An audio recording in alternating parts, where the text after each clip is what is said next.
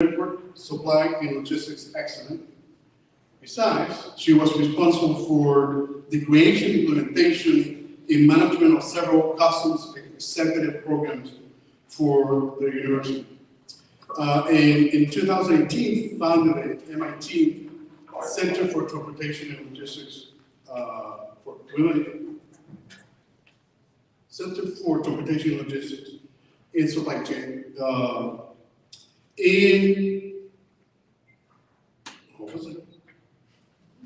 Which seeks to better understand gender balance in supply chain management. So her role in diversity, promoting women in supply chain is incredible. Kate is also leading tomorrow's mentorship workshop. In the meantime, where she's here, where's Kate? Please welcome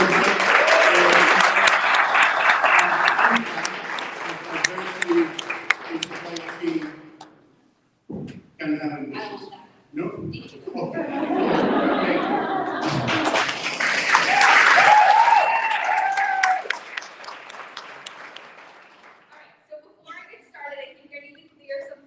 I did not found the Center for Transportation and Logistics. Josie Sheffy is probably like rolling over right now.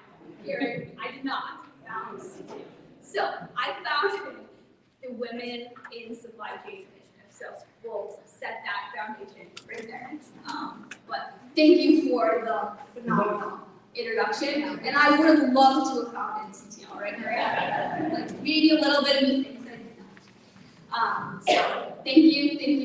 I'm so honored to be in front of all of these accomplished women. I look out in the crowd and I see so many familiar, friendly faces. At least I hope you're all friendly. I guess we'll find out in the Q&A, but it's really encouraging to see this room of women and a few very brave men out here for the next 2 days.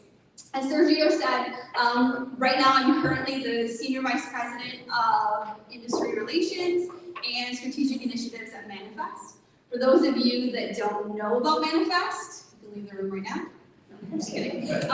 Manifest is the premier supply chain and logistics technology event in our industry. And this coming year will be our 3rd year, and we are growing like crazy. And each and every one of you, this is your invitation. If you're not registered to attend, we want to see you there. So don't leave this room without registering. So to get started, the next 2 days, we're going to talk about all sorts of different topics, and I'm so excited to discuss every single one of them. But to pick a few that aren't going to be covered was difficult for this next hour. So thank you for a lot of you that reached out to me on LinkedIn, wanted to talk, and I got some good ideas. And my plan for the next 45 minutes or so is to talk and pose some questions, and then Marina and Alexis will come up to the stage and we'll have a little conversation, and then the rest of the time is for Q&A. Because I feel like that's really where the value in all of us being together is to interact with each other. So I encourage all of you to start thinking of questions, to make sure that during these next 2 days that you're meeting lots of new people, that you're adding to your personal board of directors, and really walk away from this time in these 2 days with new energy, new enthusiasm, and a lot of new contacts. So, for the next couple minutes, I'm going to talk about 3 things. The first is this mentorship, sponsorship, and networking topic. We're going to address the mentorship part tomorrow in the workshop, but I want to dive a little bit into this idea of networking and sponsorship. Then I want to talk a little bit about balance, or the lack thereof, and how during the pandemic, the idea of balance has slightly shifted, and I'm really interested to take that into the conversation and learn from all of you how balance has changed in this new world that we're living in. And then the last, to me, most important topic is knowing your value. This is a topic that has really gained a lot of traction over the last year, and I think it's really important for all of us, before we leave this room, to each and every one of us know what our value is. So, to get started, I want to do a little bit of an informal poll. Try not I like to walk around. So, who here out here has been told that you're too much, too bossy, too... Most of us, right? Okay. Me too. Me too. And guess what? I found evidence of being called too much all the way back to kindergarten. Believe it or not, my mom sees everything. And as I'm looking through all my documents, there's this kindergarten readiness form that says, Katie has a lot of enthusiasm and wants to help the teacher, but this really could be considered too much for a lot of children. Fast forward to 4th grade, report card comes back, teacher says, Katie really needs to let the teacher teach. Maybe this was forced. It's a little too much. So already at the age of like 10, I already am starting to establish this, this mantra in my head that I'm too much, but yet my personality is in direct conflict with this. I go through high school continuing to be told that I'm just too much. I go into college, I start to retreat a little bit. I'm like, I'm too much. Like, what should I do? Fast forward 10 years into my career, I am forced by my partner to move to Boston. So, grew up in the Midwest, nice girl, constantly throughout my career, I'm too much. I go to Boston. If you've been to Boston, things are done a little bit differently there, right? People are a little bit different. I hop into an interview, and in that room, I get the opportunity to talk to the CEO and founder of Hollister Staffing Managers, Kim Hollister. If you don't know who Kim Hollister is, look her up after this. I get to talking to her and tell her about what I'm looking to do, and she's like, Katie, everybody is too much. Everybody is too much of something. What if being too much is your superpower?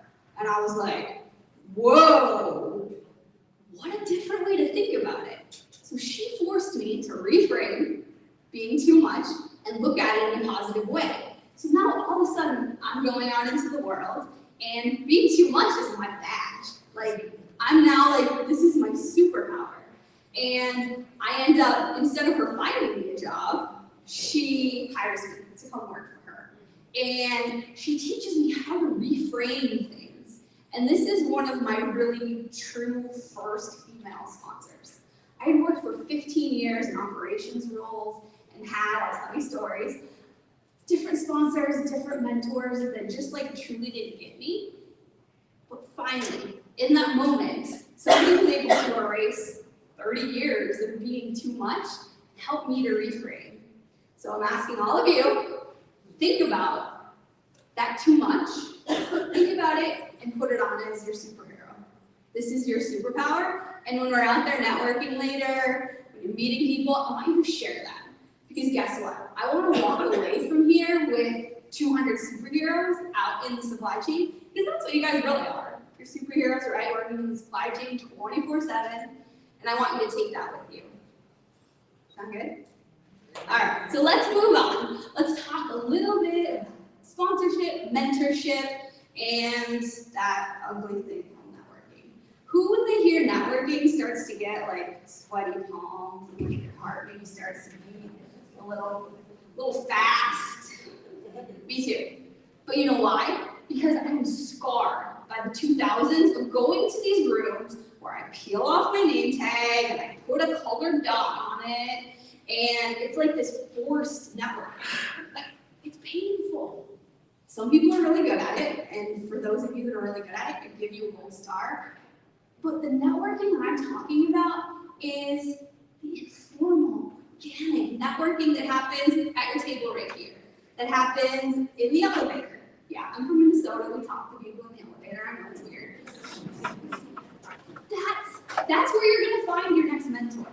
That's where you're going to find that person that sits on your board of directors. So I challenge all of you to think about the networking piece, because I think, as ugly of a word as networking sometimes is, you need to be good at networking to get that mentor. We'll talk about that tomorrow. But also to get that sponsor to notice you. Okay, next topic. I want to share a little story about a terrible sponsor. Wait, let me back up. No, I made the sponsor terrible because I didn't behave the way that I should have. So let's back up. I'm a young woman in an operations role, high performing, kicking butt, and I think, okay, I'm gonna transfer to a new city. This was when I was moving to Boston. Go in, I'm confident that I have so many people at a high level, know me, and know what I'm gonna do. I'm gonna get this transfer. Problem. I walk in, I request it. The HR woman's like a little cold to me. I'm like, oh, that's weird. A week later, I get a notice. Your transfer has been approved, but you need to drop down to an individual contributor, and that will mean a 60% decrease in your salary. And I was like, what the heck? And me, 26 years old, I fly off the handle. I go into my son's office, I yell at him, I'm emotional. I did everything that I now tell people not to do, and I ruined that relationship. I put him in an extremely difficult position because all of a sudden I created that it was okay that I could go into his office and behave like that. I skipped lines of reporting, and I basically screwed up my opportunity to have this transfer. So I cool down, I go back, my manager calls me in, and he's like, well, guess you're not going to Boston. And I was like, yeah, I made a mistake. And he's like, Katie, there's something I need to tell you. Had you come to me first, I would have explained to you that we had a plan. We wanted you to go there as an individual contributor, prove your worth because of the culture of that organization. We had a plan for you, but guess what? You just ruined that plan.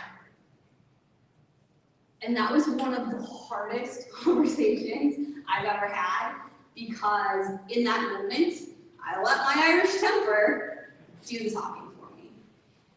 And I tell that story because when we're young in our careers, it's easy to make decisions with your emotions, right? It's easy when you feel comfortable with someone in your organization, you've been working with them for a while. It's easy to go to them and demand answers. But as both people who maybe currently are in senior level positions where you can be a sponsor, or people that are seeking sponsorship, it's so important to know the difference between a mentor, somebody who you can text, hey, I'm having a bad day, and the sponsor who sits 2 levels above you, the person that makes the decisions about if you're getting that transfer or not. You need to differentiate those. And so many times I hear from people, both people that are experienced as well as younger people, that they blur those relationships. And I feel like during the pandemic, we all got like a little bit, more comfortable. And I think it's really important now in this like new world that we're living in to be able to reset those boundaries and those relationships.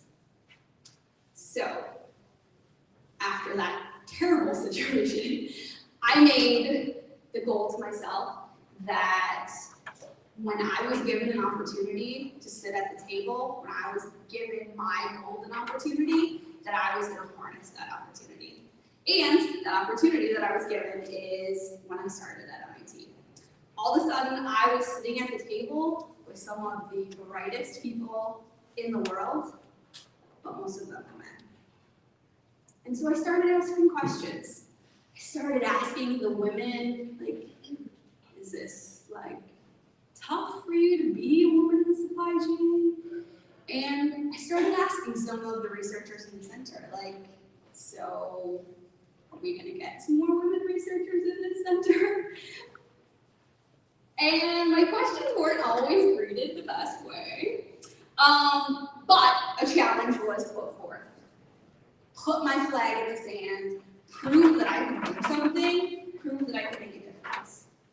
And I think partially that challenge was because it was like, all right, what is she gonna do?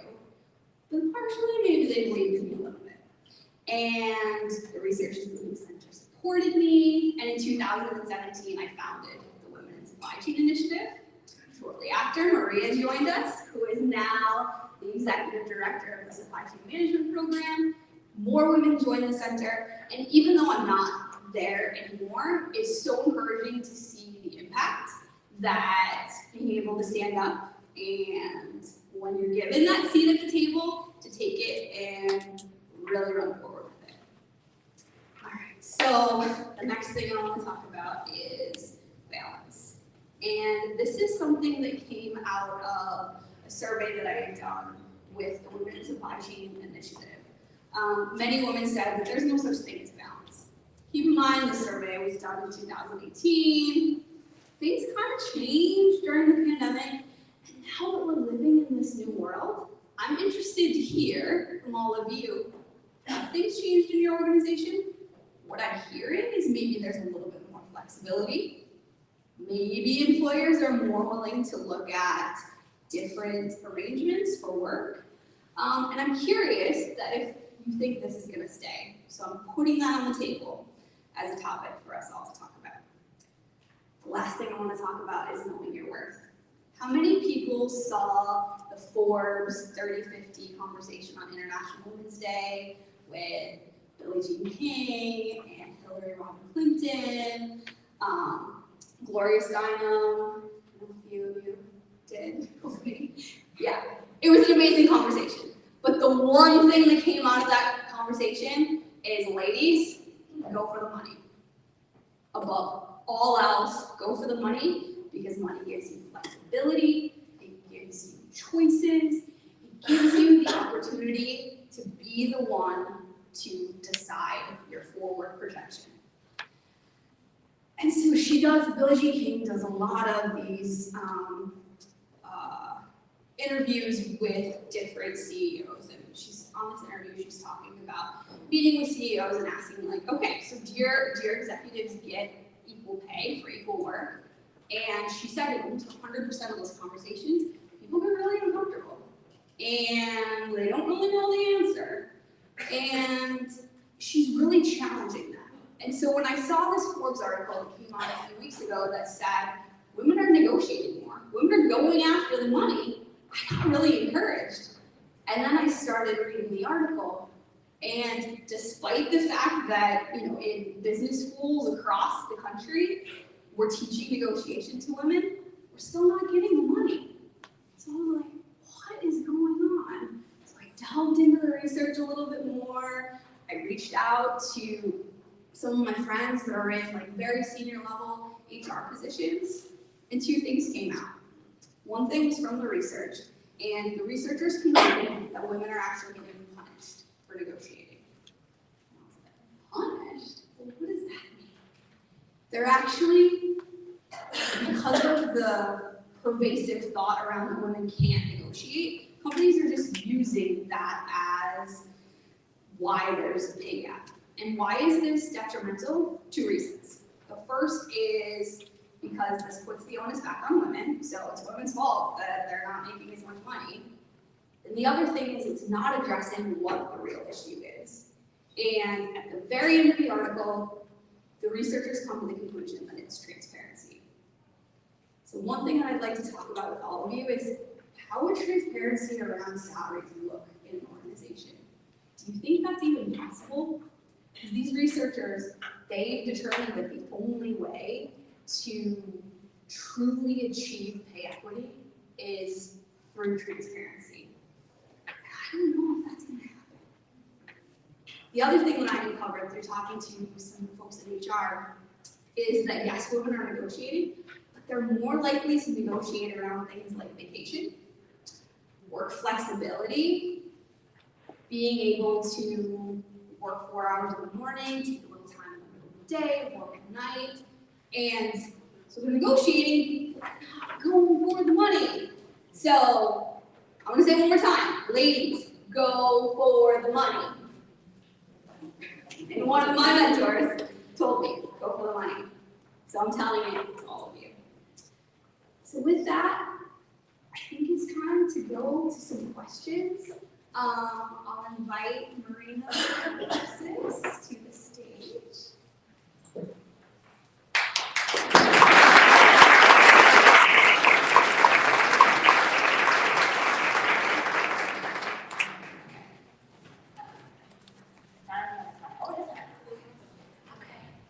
Katie, everybody, isn't that amazing? Yeah.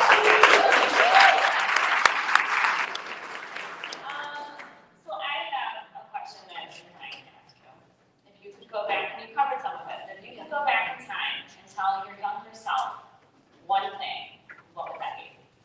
So obviously one thing is to cool it.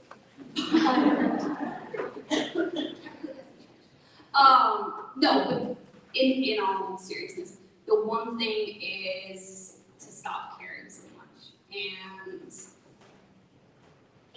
I know that sounds terrible, but I cared about so many things in my 20s, my 30s, now my 40s, not so much.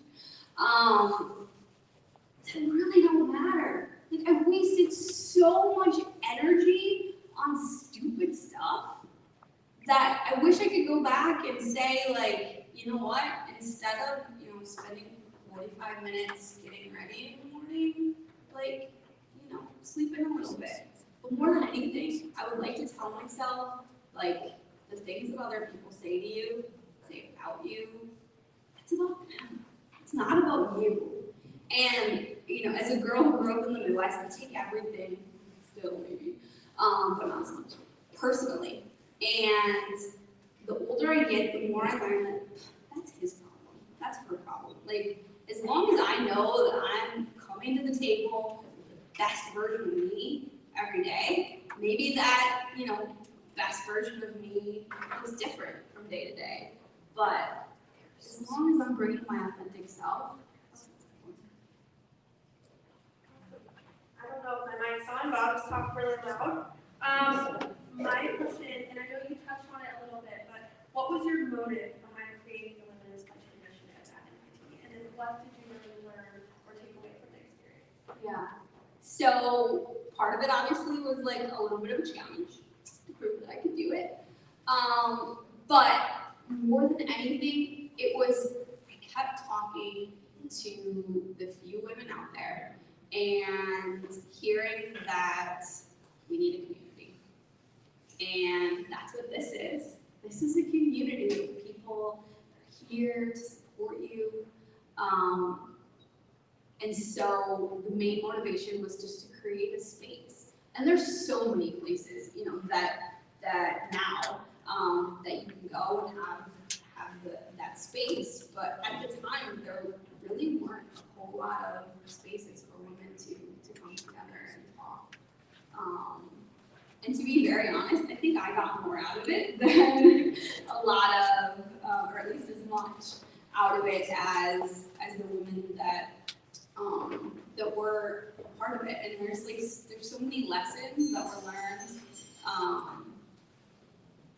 and they're still going on today. So. So we'll switch to questions from the audience. There's some that may have some. We have our lovely sales team walking around with mics. I don't know, just raise your hand if we have a question. Can I ask you?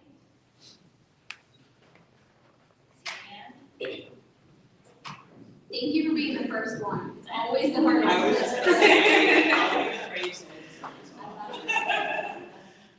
So, in your career, have you suffered from imposter syndrome? And if you have, what did you do to cope with it and deal with it? That is a very good question. When have I not suffered from imposter syndrome? Let's be real. I had imposter syndrome getting up here today. It's something that I think you get better at. And certainly when I joined MIT, I had a lot of imposter syndrome.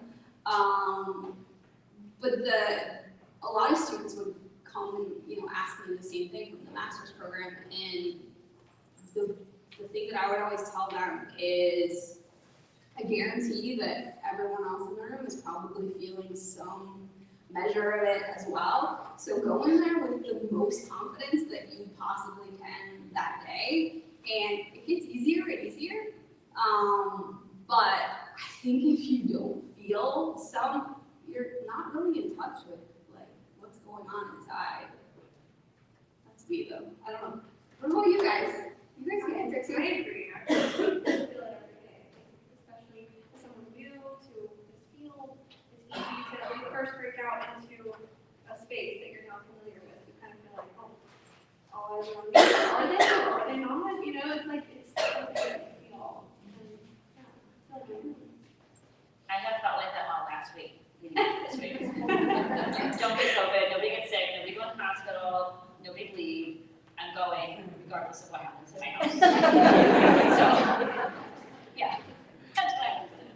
But I think we all deal with it at some point in our lives, and some of it is continuous, and a lot of it, especially for the women in here, we have very nurturing sides to ourselves, so we kind of put so much on us to be that to everybody else that we tend to stop to think about us. Could just be me, but. No, I don't think so. I'll tell you a story about this past week about ultimate imposter syndrome. Surprised you didn't lead with this. Yeah. So those of you that know me know that I love my long hair. I've had long, beautiful hair, like in that picture, for a long time. When I got pregnant with my son, it became even more like beautiful, and I think so many women like attach a lot to their hair. Well, this past week, my theme song could have been "Miss Girl is on Fire" because I was on fire. I moved into a recently renovated house, and my son wanted toast, and our toaster had broken a couple days earlier, and so I turned on the broiler, like, sure, I'll make you toast in the broiler, and turned it on, confident that I turned it on correctly, pulled out the drawer to put his toast in, and whoosh, a big group of fire comes out. First started my hair on fire, and then burning my wrist. But thank God that my dad instilled in me, like, get a fire extinguisher. Katie, you have a brand new house. Put a fire extinguisher in the kitchen. Like, so many times. Katie, is the fire extinguisher there? And so in that moment, like, I don't even know if I was human. I reached under the sink. I got the fire extinguisher, like, channeling my firefighter vibes. And I put out the fire, but unfortunately lost, like, 9 inches of hair. Leading up to being on stage. So, I mean, yeah, once her wrist is gone, I'm glad to have your hair. yeah, so this is probably the short story. But, yeah. So, Question in the back. sorry, that was a huge diversion, but. Hi there. Question for you on creating your own brand and brand value and owning your value. Frequently, we do a lot of work, and the way a lot of times women approach it is, hey there, know my work, you don't have to know me, I'm doing good, solid work. But honestly, that doesn't really work in today's economy and in today's companies. You do have to kind of build your own brand. What have you learned over your career in doing that in a balanced manner to where you look like, not necessarily, the old adage of well-behaved women don't make history, but how do you balance it to where, you're not too pushy, but you're pushing enough and you're understood for the value that you've been contributing? That's a really, really great question. So it's this, first of all, as we all know, supply chain is a really, really small circle. So the number one thing that I tell everyone is don't burn any bridges.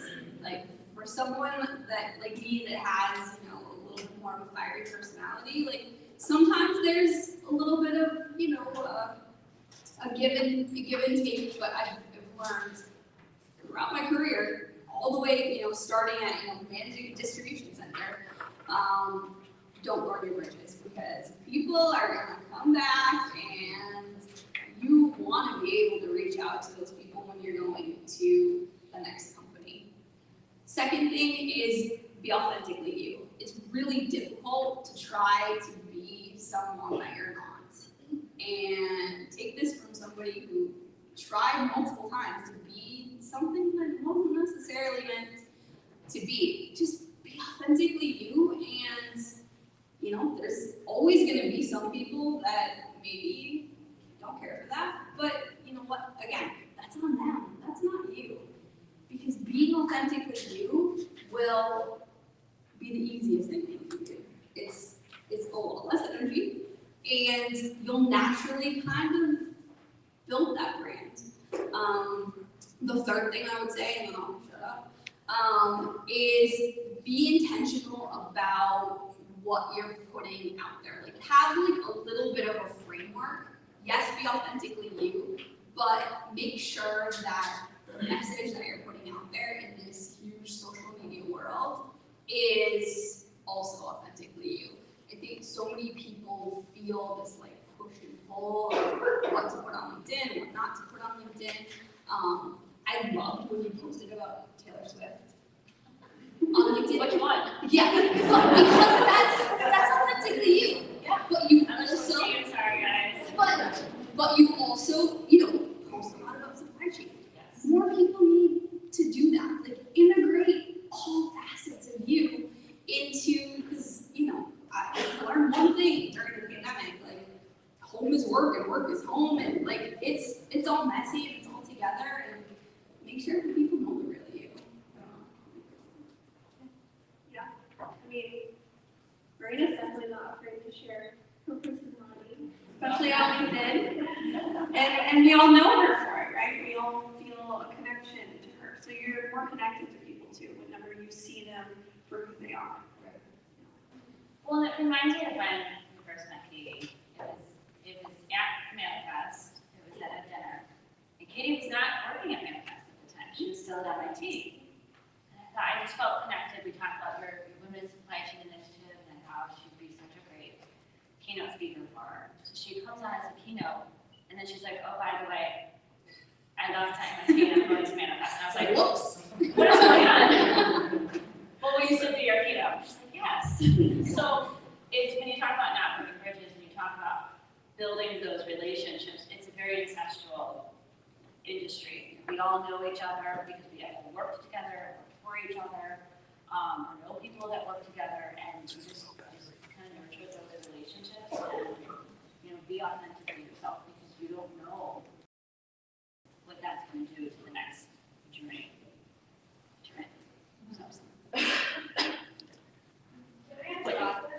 We are not who we look. Correct. She is the individual who she is, whether she's at MIT or at Manifest. It's the individual, it's the authenticity, it's the talent, it's the skills that you bring that makes you a great keynote. It's not that you're with Manifest. Those company brands certainly do add some relevance to when we try to present ourselves, but we have to lean into who we are and the talents that we bring, our individuality or our experiences that have helped shape our knowledge base that makes us the expert willing to be on the stage or worth it marketing. And what I love about that the most, I know we're cutting out ourselves because tomorrow is the women's supply chain dinner, but there's so many women in this room who come to me and said, I don't feel comfortable now leading myself. But you hit it on the head right there. You have to. You have to promote yourself. You have to get yourself out there. Nobody else is going to do that for you. And Katie is Katie, whether, like you said, whether she's at MIT or Manifest, I don't care where she worked for. I wanted Katie to be the keynote speaker. I didn't care who she worked for. Her experiences led up to why I felt the connection and the need to bring her on stage today. So, that's a good point. Thank you. And you didn't hit my headphone. And we have one back in. Hi there, Katie. Thank you for being too much. I think that was a great way to ignite the conversation and have us looking forward to the next day. I guess pivoting a little bit on what we're going to be learning over the next day and discussing is really centered on ourselves and and how we can grow and be authentically ourselves and mentor and be those people. I'd love to hear more from you about how we can also lift up other women along the way and what your experience with that has been like. That is a great question, and I feel like I could have paid you to ask that question. Because for those of you that have heard me speak before, I often quote Madeleine Albright, her quote that says, you know, there's a special place in hell for women who don't support other women. And I truly believe that to my core. If someone has given you an elevator ride, like, send it back down. Like, there's so many opportunities in this industry for everyone that, like, the pettiness, the competition, like, there's no place for it. And I think that there is a shift. I don't know if you saw 5 months ago, Gartner and Awesome put out their annual survey. And one of the conclusions that they came to is that organizations that have a woman in a senior level position have more women that are coming up through the ranks.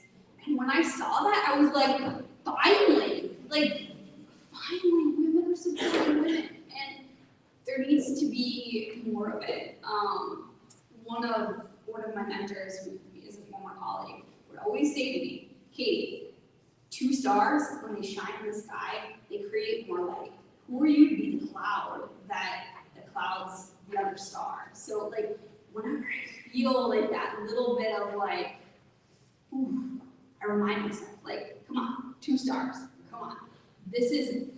I didn't go through all of the things that I went through just to make sure that someone else underneath me goes through it. Like, I went through this so that people underneath me don't have to. And all of us in this room have been given opportunities. If you don't take that opportunity and make something of it, like, what do you go through it for? You know what I mean? I have no tolerance for women who don't support other women. And I know that can be unpopular, but. Yeah. I just had a comment. Yeah.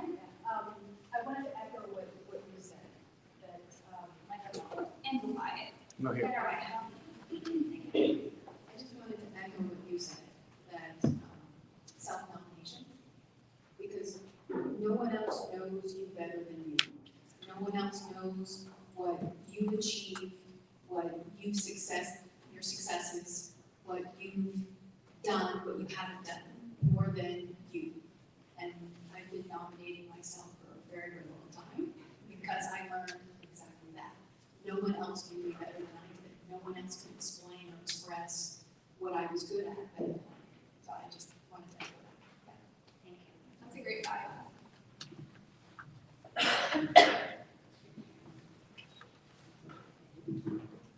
Hi, thanks for the wonderful keynote.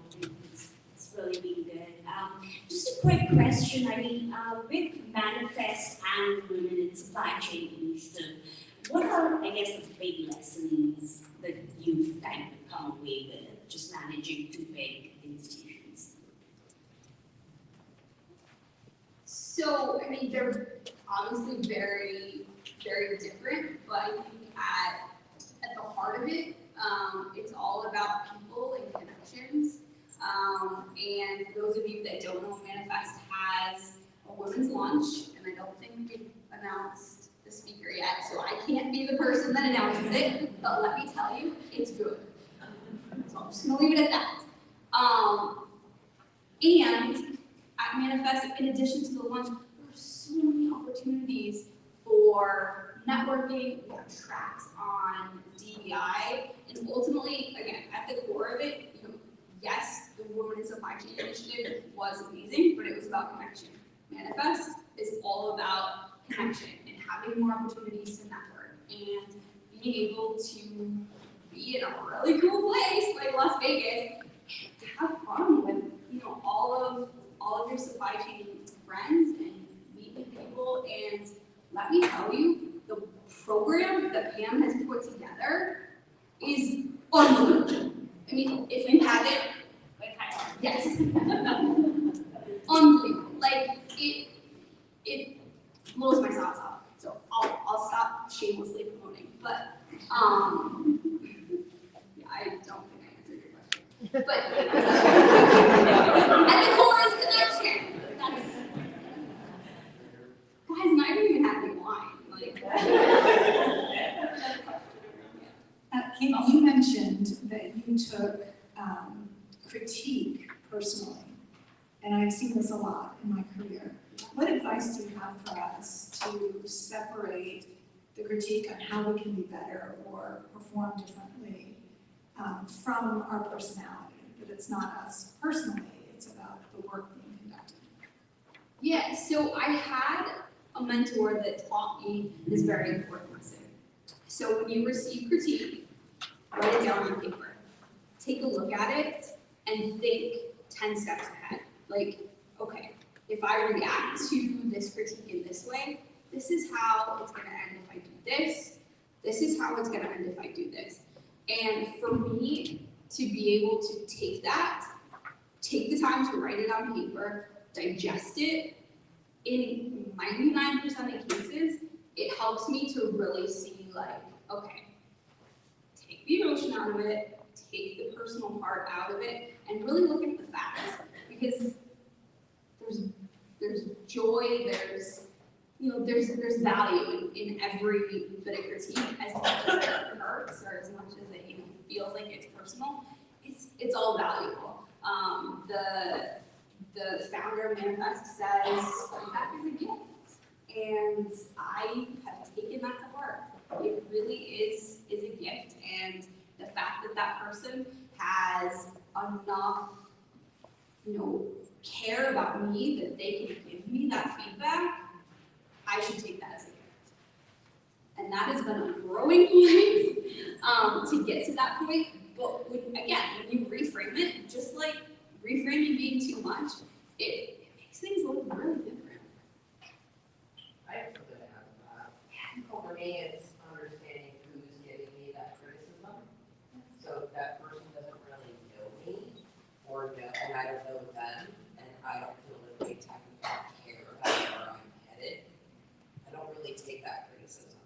Now, if it's a mentor that has given me solid advice, and it's someone who knows me, and they've seen me in action, very different. Yeah. So I think to know who's giving you, like sometimes criticism is just intended to be harsh, intended to make you feel smaller. Oh, yeah. So know who's giving it to you, and do you value that?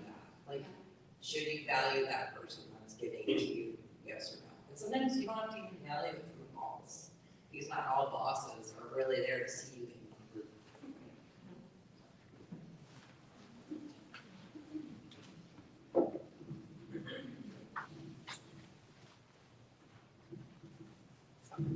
I definitely need a mic, but I usually wouldn't. So I'd love to get your observations around, in particular, how we create more allies. I'm excited that there are more men in the room than what we had last year, because I think we had 3. And I'm super proud of the men that are here, but I think a lot of times when we have these conversations, it can be off-putting to our male peers, and they feel like we're telling them that they're doing it wrong. So, based on the work that you've done, how do we create more allies? How do we have a more constructive conversation, and how do we kind of help each other? Because, we need all of us really to move supply chain ahead. Yeah, 100%. I think it really goes back to how you approach it.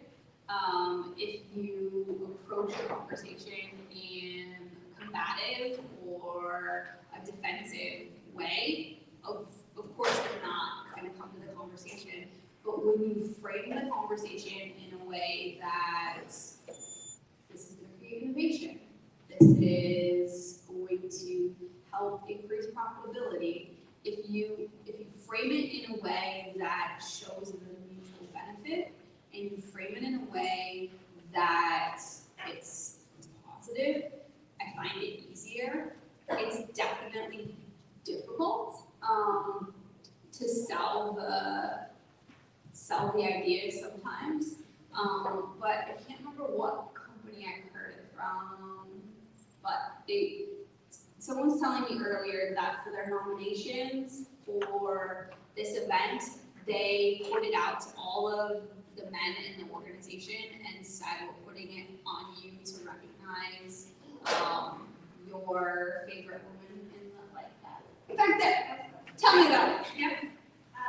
So we asked all of the men of OSA Commerce to actually nominate women that we work with, and so that all of our men could actually nominate the women that they worked with, that they felt empowered a woman in supply chain. And I'm really honored to be sitting in between two of our winners here, because our men were actually able to share the strength that these women bring to our environment, our customers, our community, and our entire ecosystem. So I'm really excited.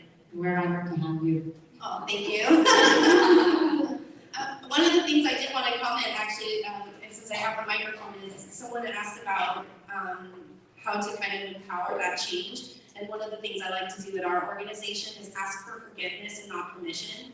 And so many women have the opportunity to drive these types of changes within their organization just by putting something on a calendar, brown bag lunch, talking to their peers. It's really about building that bridge of what I've had a mentor call their T's and C's, which is building trust, transparency, commitment, and change. And if we're all entitled to all four of those things. And it's just really up to us as women, as leaders, to bring that change to our organization instead of waiting for change to come to the mountain. So I just really would suggest that we all kind of just put something on your calendar and see what happens.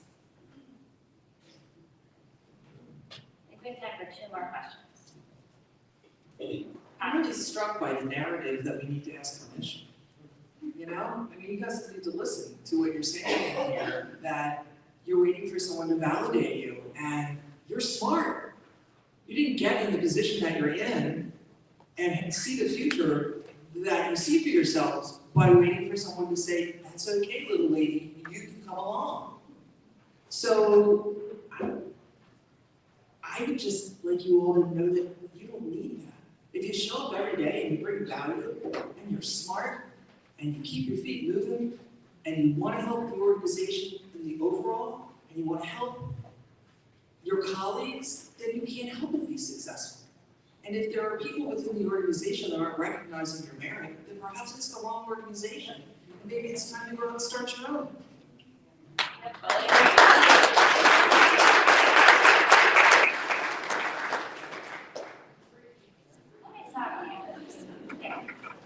Hello. I really appreciate where we're going with Get the Money. And I appreciate some tips on how to normalize that conversation more. And then how do we start that conversation about salary transparency? You know, it's hard, you know, within the organization, maybe it's with colleagues in the industry, maybe it's with men colleagues in the industry, but if you could just talk a little bit more about that aspect.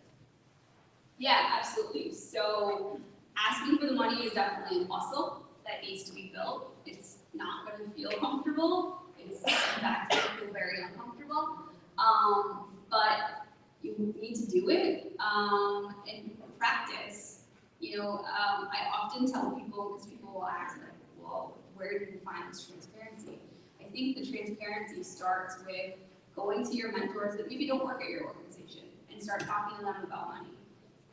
Talk about money in groups like this, maybe not in front of everybody, but you know, at your table, like start normalizing, and so the next woman that has to go and negotiate, she's gonna have a better idea of what the range is. Because what I'm hearing a lot is women are willing to negotiate, but they don't know what number to negotiate to. It's like if I don't know what the range is, then what am I negotiating to? And so the more transparency within your organization, I think that's going to take a while, and I think that's going to be really tough. But the more that you can leverage other people in the industry, not qualitative, how much money do you make, but like learning the ranges and learning like where you should land is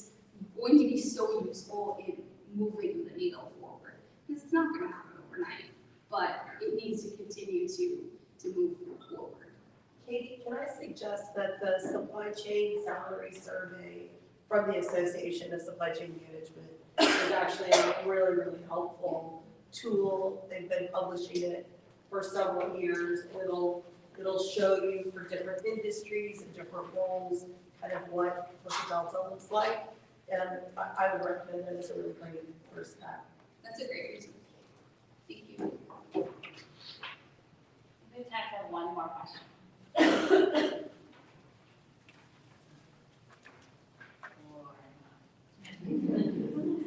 I realize we're going to the last line of defense before cocktails, so I'll make this quick. Thank you, Katie, for joining us today. As